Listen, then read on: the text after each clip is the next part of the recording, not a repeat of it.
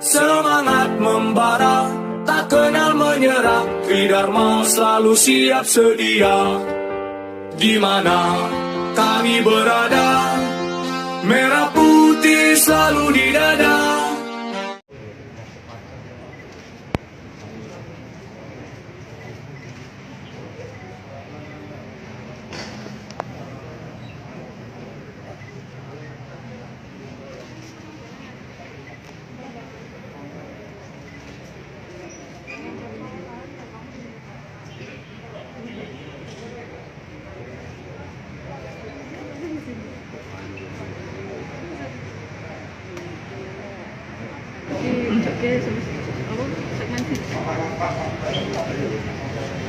Mulai bisa atau langsung vaksin?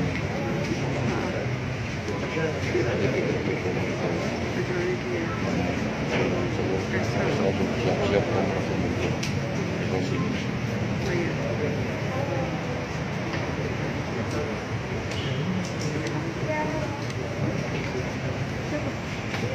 Saya bisa lari ke pasti ambil yang di depan ada saya ini isinya apa isinya headset saya buat soalnya kita pakai satu jam.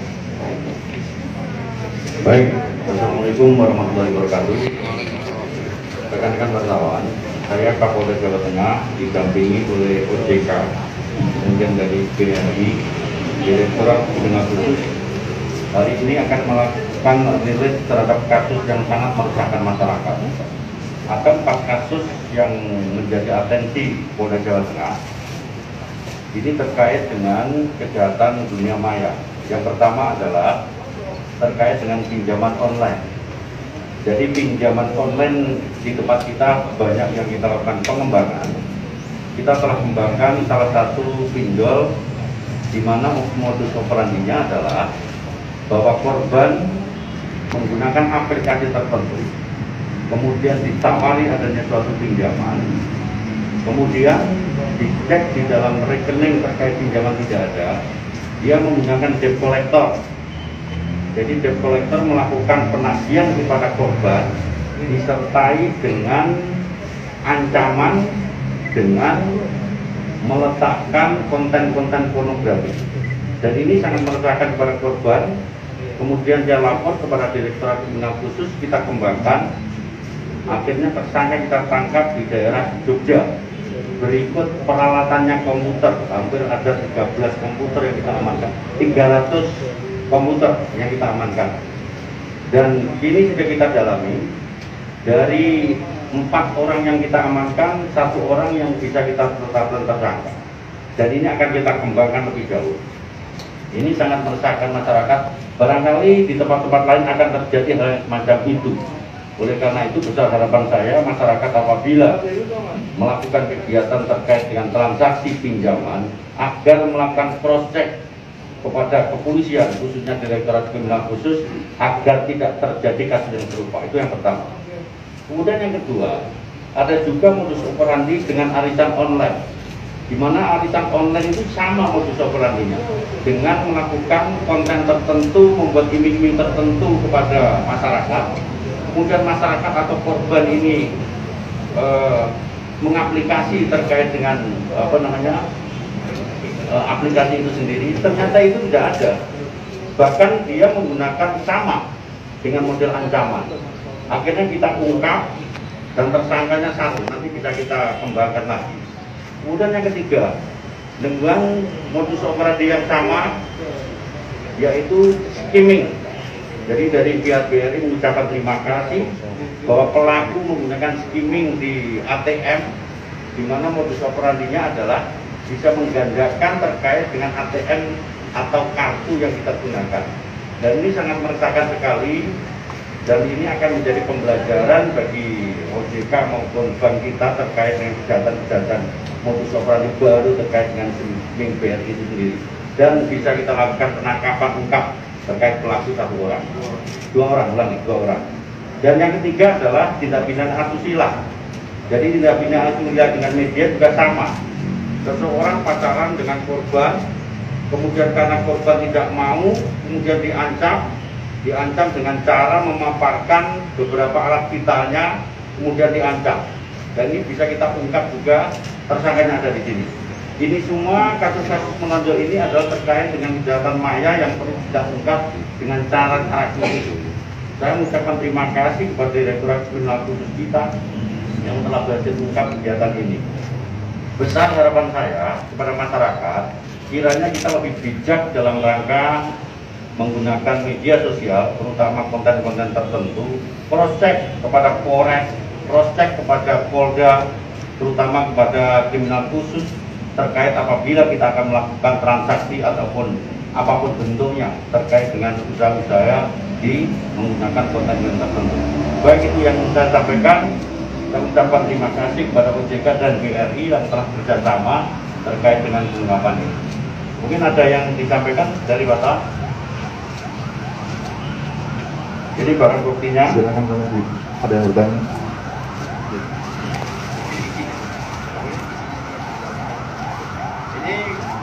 Ini isinya yang di dalamnya ada konten-kontennya ini. Dan barang tidak mungkin di Polda lain, daerah lain akan menggunakan modus operandi yang sama.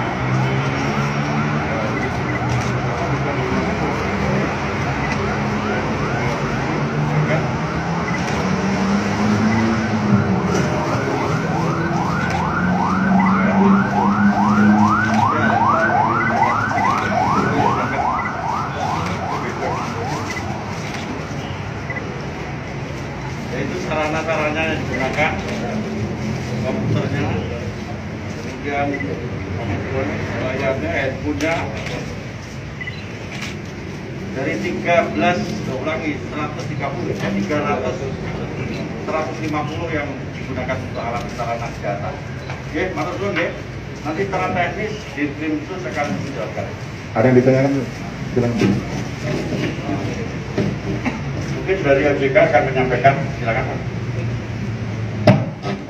Assalamualaikum warahmatullahi wabarakatuh.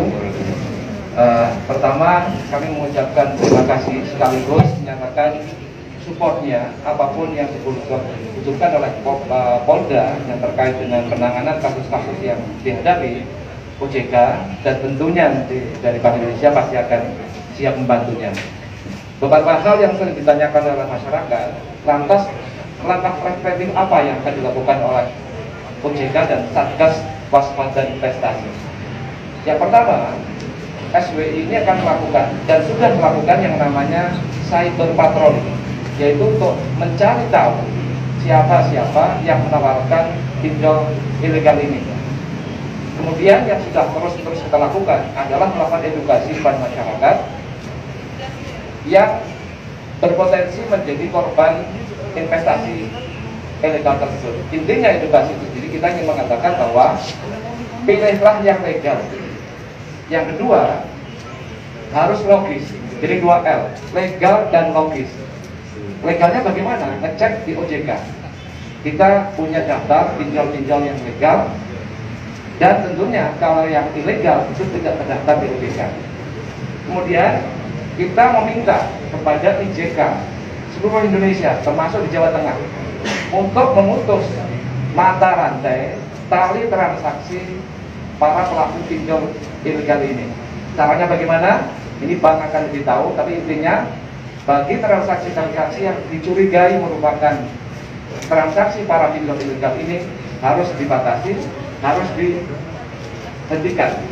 Nah, kemudian yang tidak kalah pentingnya adalah OJK terus mendorong agar supaya masyarakat diberikan kemudahan akses terhadap pembiayaan, termasuk OJK dan berbagai pihak seperti pemerintah kabupaten kota itu mengembangkan yang namanya program-program pinjaman yang berbiaya murah, termasuk mendirikan yang namanya bank wakaf mikro yang bunganya itu hanya 3%, 1 tahun, bukan 1 bulan, 1 tahun. Termasuk di Kebumen, di Purbalingga, mereka juga mengembangkan produk-produk yang berbiaya murah. Lantas tindakan represif apa yang bisa dilakukan oleh OJK? Yang pertama, OJK akan melaporkan kepada Kominfo, termasuk kepada Polri, seandainya OJK menemukan pinjol-pinjol yang ilegal ini. Sampai hari ini, OJK sudah menutup 3.000 pinjol ilegal.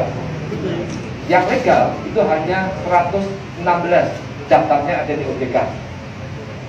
Kemudian kita juga mengusulkan kepada SWI ya, Satgas Waspada Investasi level nasional untuk segera mengeluarkan landasan atau ketentuan yang kuat supaya para pelaku pinjol ilegal ini bisa diberikan sanksi yang lebih tegas, samping sanksi-sanksi yang sifatnya pengaduan dari masyarakat yang saat ini sudah ditangani dengan sangat efektif oleh pihak kepolisian. Yang terakhir, barangkali ini himbauan kepada masyarakat, yang paling utama adalah masalah edukasi. Jadi yang pertama adalah pinjamlah, kalau pinjol ini adalah kepada pinjol-pinjol yang legal yang terdaftar di OJK. Yang kedua, pinjam sesuai dengan kebutuhan. Jadi jangan meminjam untuk yang macam-macam, hanya sesuai kebutuhan aja. Kemudian gunakanlah hanya untuk pembelian properti. Dan yang tidak kalah penting adalah pahami manfaatnya apa, biaya bunganya berapa, jangka waktunya berapa, dendanya apa, risikonya apa. Jadi jangan main klik, ternyata akibatnya sangat berat di kemudian hari. Ada 3 ciri pinjol yang ilegal ya. Yang legal dulu nih, yang legal tuh hanya akan minta 3 hal saja ya. Siap, 3 hal aja. Yang pertama adalah dia hanya minta akses mikrofon, minta akses lokasi, dan minta akses foto. Kalau dia minta yang lain-lain, itu artinya ilegal. Terima kasih. Assalamualaikum warahmatullahi wabarakatuh. Dari BRI.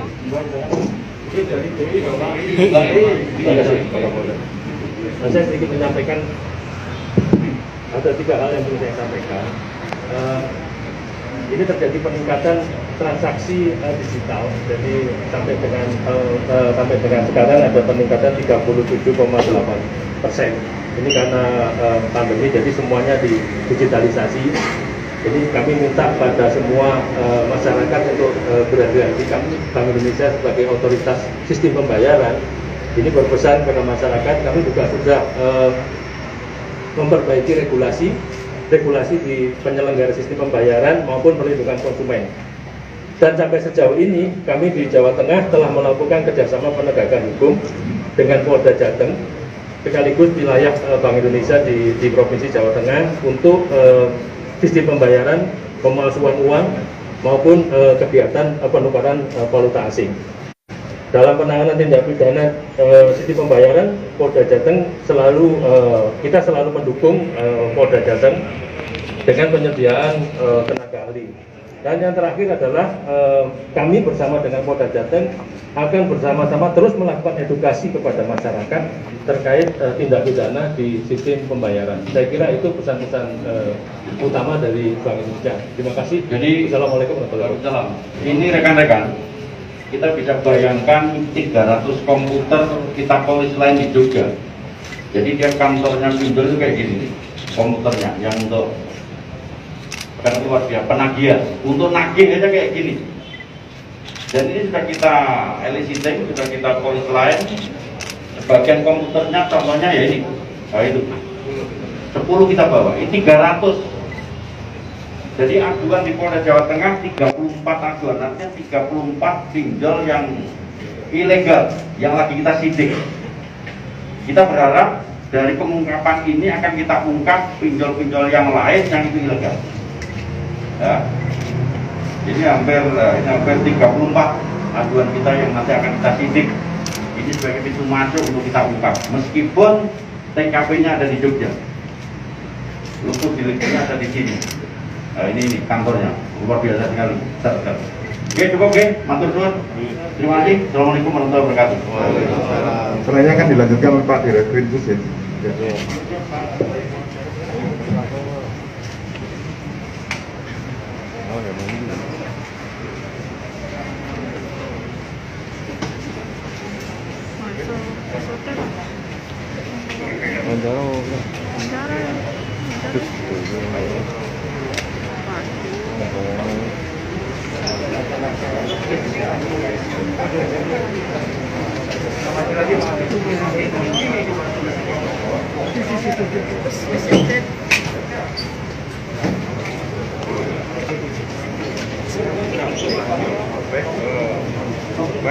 wartawan, jadi pengungkapan Polda Jawa Tengah ini adalah hasil pengembangan yang sudah kita lakukan, di mana pinjaman online itu untuk di Jawa Tengah sangat meresahkan masyarakat.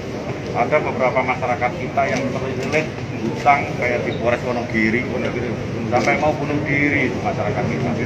Karena apa? Karena terlilit hutang oleh debt collector pinjam itu sendiri. Pertama, pengungkapan kita yang kita lakukan adalah hasil pengaduan dari masyarakat, di mana masyarakat itu mengadu pinjaman online, kemudian ditagih oleh debt collector, terus dia ngecek kepada rekening padahal belum ada, kemudian diancam dengan cara kontennya itu diberi gambar porno, akan disebarkan kepada peserta yang lain. Otomatis masyarakat pengadu akan merasa ketakutan. Dan ini modus operandi ini akan banyak sekali bermunculan. Dan Polda Jawa Tengah lewat Direktorat Kriminal akan melakukan penetrasi secara maksimal terkait dengan pinjaman online ini. Dari 34 aduan ini sudah mulai kita sidik semuanya. Kita doakan akan kita bongkar. Kemudian harapan saya seperti yang disampaikan oleh dari Bapak OJK sebagai pembina terkait dengan perbankan, saya harapkan masyarakat lebih bijak dalam rangka melakukan kegiatan pinjaman online.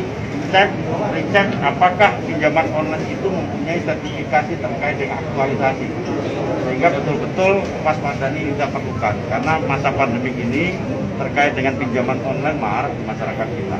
Polri akan hadir melakukan penertiban penegakan hukum manakala dijumpai adanya bukti yang cukup dan cukup memadai. Oke, matur nuwun ya. Terima kasih. Assalamualaikum warahmatullahi wabarakatuh.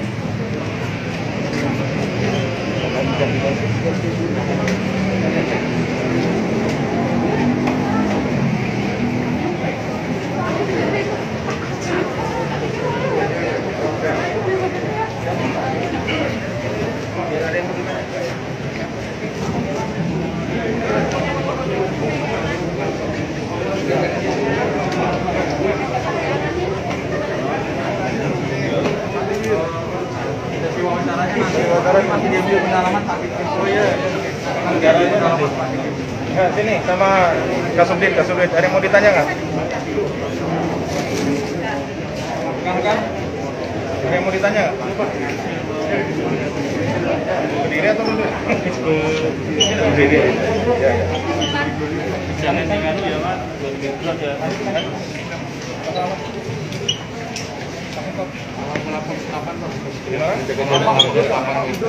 Ya, terima kasih rekan-rekan media bahwa awalnya ini korban mengisi aplikasi pada bulan Mei 2021, aplikasi Simple Loan, di mana di sana menjanjikan ada pinjaman dengan bunga rendah dalam 1 bulan. Setelah yang bersangkutan mengisi aplikasi, memberikan persetujuan mikrofon, data kontak, kemudian ada foto galeri diizinkan, kemudian WA kontak yang ada di handphone korban. Kemudian pada bulan September dari perusahaan pinjol ilegal ini menelpon atau memberikan SMS kepada korban mengatakan bahwa sudah terkirim dana 2.300.000 dan 1.300.000. Sehingga korban mengecek ke tabungan, ternyata nihil. Kemudian 3 hari kemudian dari debt collector perusahaan pinjol ilegal tersebut menelepon korban mengatakan bahwa Anda sudah jatuh tempo. Kalau Anda tidak membayar, maka Anda akan saya kirim ke semua WA kontak bahwa Anda adalah penipu. Jadi yang bersangkutan mengatakan teror bahwa Anda tidak melakukan itikat baik. Kemudian lagi diancam, diedit ada foto, kemudian ada foto vulgar, pornografi, ada seperti ini dia kirim, sehingga si korban merasa malu, ada pemerasan, ada ancaman, ada konten kesusilaan, sehingga pada bulan Oktober korban melaporkan kepada Ditkrimsus Polda Jateng, dan kita sudah lakukan penindakan, kita lakukan profiling, kita lakukan teknis dan teknis. Ternyata perusahaan tersebut berada di Jogja. Kami bentuk tim khusus, kemudian gerak cepat, dilakukanlah mengamankan ada 3 orang, yang satu adalah debt collector, satu sebagai ARD, satu sebagai direktur. dari 3 yang kita amankan, kita tetapkan 1 sebagai tersangka, yaitu debt collector itu. Ada perempuan, ini ada perempuan. Ini perempuan, dia sebagai yang memberikan, merasa teror, ancaman dan sebagainya. Itu kita amankan.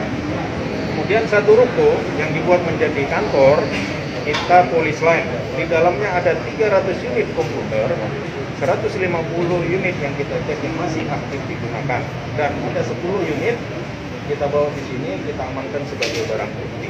Nah, seperti itu untuk yang pinjol. Kemudian yang arisan online, bahwa si pelaku membuat 1 grup aplikasi melalui Instagram, melalui Facebook, sehingga orang banyak ikut arisan, mentransfer uang, ada yang 5 juta, 10 juta, tetapi tidak pernah mendapatkan arisan tersebut. Kemudian yang skimming, yaitu tindak pidana perbankan, bahwa si pelaku memasukkan alat di dalam ATM, semua orang yang masuk alat kartu ATM itu akan tersedot datanya. Kemudian dia membuat duplikasi ATM kembali dan menggunakan kembali. Ada 3 tersangka, 1 tersangka warga negara Turki yang sekarang diamankan di Lapas Grobogan, Bali, dan 2 warga negara Indonesia yang sekarang ada di sini. Dia sebagai debt collector, sebagai penampung uang yang ada di situ. Kemudian yang keempat kasus adalah tindak pidana kesusilaan melalui media sosial, bahwa si laki-laki dan perempuan ini mereka pacaran, kemudian melakukan video polsek, kemudian direkam sama si pelaku. Pada saat putus itu disebarkan semua WA, semua Instagram. Kemudian dia merasa malu, kemudian yang bersangkutan lapor kepada kita. Seperti itu. Pak, yang pinjol tadi 34, ya. Pak, pinjol 34 laporan itu dari 1 pinjol atau ada beberapa pinjol? Ini ada 34 yang ilegal. Ini ada, yang pertama ada pinjol ilegal ini makmur bersama, dana impian, pinjaman dompet, simple online, simple loan yang kita amankan, kemudian pinjaman flash. Seperti kasus yang di Wonogiri, ibu yang bunuh diri, pada saat dia pinjam di aplikasi, tidak bisa bayar, dia pinjam lagi di aplikasi lain untuk menutupin utangnya. Kemudian ditagih lagi sampai ada 10 aplikasi yang menagih, sehingga yang bersangkutan tidak tahan sehingga bunuh diri. Nah, ini ada print dan sebagainya, nanti kami bagikan. 34 laporan itu 34 pinjol ya? 34 pinjol ilegal. Ini yang diadukan di Polda Jateng. Yang diadukan di Polda Jateng. Ini adalah data-data yang kami terima bahwa ini adalah pinjaman online ilegal. Ya. Pak, ini apakah ada kaitannya di Jakarta ini, Pak, pinjol? Kami penyidik masih mendalamin. Kalau memang ada kaitan, kami akan berkoordinasi juga dengan Polda Jabar, Polda Jatim, Polda Metro maupun Direktorat Tindak Pidana Khusus Barreskrim. Dan kalau yang diamankan, bangunan yang diamankan sudah beroperasi berapa lama gitu? Beroperasi baru 6 bulan. 6 bulan baru. Semenjak pandemi, dia baru 6 bulan beroperasi. Berapa orang yang diamankan? Ini kantor pengadilan. Korbannya waktu itu ada 35 orang.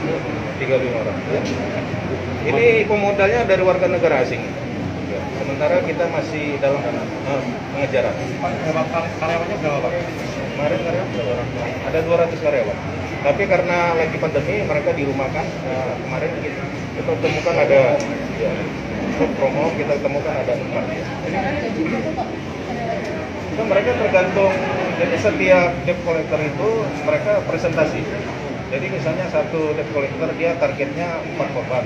Kalau dia berhasil ya 20% dari penghasilan tersebut, dari penagihan tersebut, jadi 20% tergantung targetnya. Dan mungkin HRD dan pemiliknya bisa nanti jadi tersangka atau mungkin gimana? Lagi kita dalamin, kalau memang unsur terpenuhi kita akan jadikan tersangka. Untuk dana yang mengalir sampai ke situ mungkin sampai operasi. Jadi gini, dana yang mengalir dari korban itu kan mereka pinjaman kan maksimal 10 juta, ada 2 juta, 3 juta, tetapi adalah yang merugikan itu, kerugiannya adalah teror. Kemudian rasa malu, semua WA kontak yang ada di handphonenya berhubungan berkomunikasi, kemudian dengan keluarga, teman, semua, sehingga dia merasa malu, takut dan sebagainya. Nah, jadi dia itu yang lebih dikhawatirkan. Jadi mungkin dia makanya dia bayar, diancam bayar lagi dia nggak bisa. Ada yang sampai mencapai ratusan juta ada nggak? Sampai ada yang ya ada yang sampai dia pinjam 25 juta, terakhir hitung bunga-bunga sampai 250 juta yang di Salatiga. Kalau di Salatiga itu, Pak. Ya betul. Korban terkini ini mereka dikorban apa mereka terdampak ekonomi gitu? Ya rata-rata berdasarkan pemeriksaan kita ya mereka ketidaktahuan, kemudian mereka memang lagi butuh, kemudian ada masalah ekonomi. Pak Nur yang diamankan Kita masih pendalaman. Untuk pasal 45, kemudian pasal 27 Undang-Undang ITE, ancaman 6 tahun. Mereka sudah berapa lama nih beroperasi? 6 bulan ya, selama pandemi. 6 bulan. apakah ini kantor penagihan atau pinjol? Kantor pinjol? Kantor penagihan. Kantor penagihan ya? Ya, kantor penagihan yang terkait dengan aplikasi pinjol. Jadi aplikasi ini dibuat, kemudian ada kantor khusus penagihan. Banyak. Ya, tergantung misalnya aplikasi dia terkonek dengan si penagih, mereka akan bayar di sana. Tapi kan ini aplikasi yang buat dari luar. Yang khusus yang mana nih? Yang pinjol kita amankan 3 atau 4 ya? 4, 1 kita gunakan tersangka. Ini siang, Sisa sementara masih saksi. Ini siang Yang ditangkap AK. Ini yang kita tetapkan tersangka AK, kemudian yang direkturnya adalah AM, kemudian dari ART-nya LI ya. LI AM, ART-nya perempuan, direkturnya laki-laki, kemudian sebagai debt collector-nya ini AK perempuan.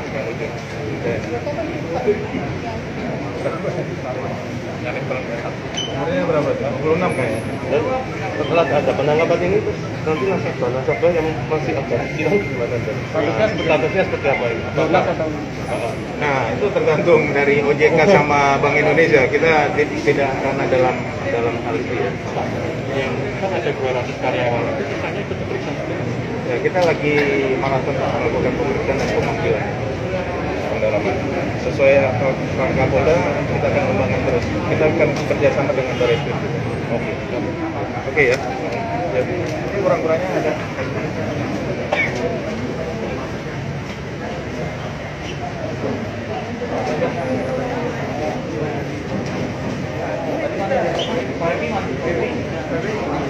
Ada mau ditanya nggak? PMK-nya?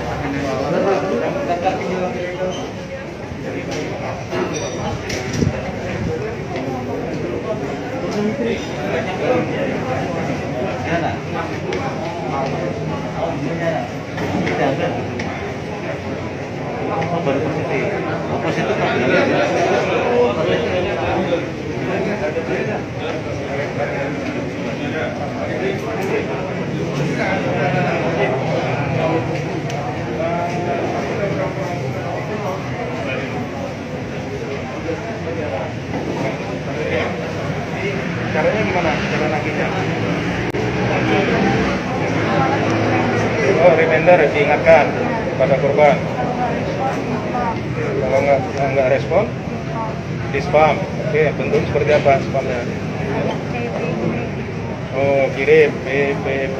Kemudian nggak ada respon? Proses data seperti apa? Oh, nelfon ke kontak darurat yang mereka. Oke, kemudian kalau nggak respon lagi, diposkan ke WA kontaknya semua, ke IG.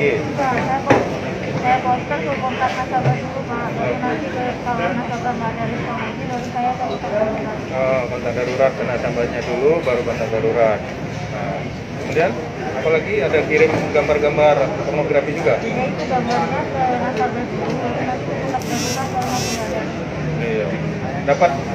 Dapat berapa gaji atau ini imbalan? 3 juta sampai 4 juta. Kalau itu apa? 1 minggu? 1 bulan. Ada presentasi juga. Ada dan mau ditanya lagi apa? Itu kan pekerjaanmu membahayakan anak dari awal sudah tahu. Saya udah tahu Pak. Kalau nggak tahu Pak, sebenarnya kan kayak gitu tergantung nasabah. Kalau nasabah di awal sudah ada kalau seperatus saya tahu. Belum. Bunga tinggi Mbak. Bunganya berapa sih, Pak? Bunga tinggi Mbak. Lumayan Pak. Berapa? Dari pinjaman 840.000 ke 1.200. Itu bunganya. Enggak, kembaliannya 1.200. Itu ngeri loh. Bukan lulusan sarjana mana, Pak? Cukup ya? Cukup ya? Oke, ya, cukup ya. Oke, ya. Dharma rela berkorban jiwa untuk bangsa dan negara. Lebih baik gagal di medan latihan daripada gagal di medan pertempuran. Mari kita berlatih bersama. Kalau tidak mau pulang nama, di bawah naungan Ibu Pertiwi, Tridharma tak pernah ingkar janji untukmu bangsa dan negeri ini. NKRI harga mati.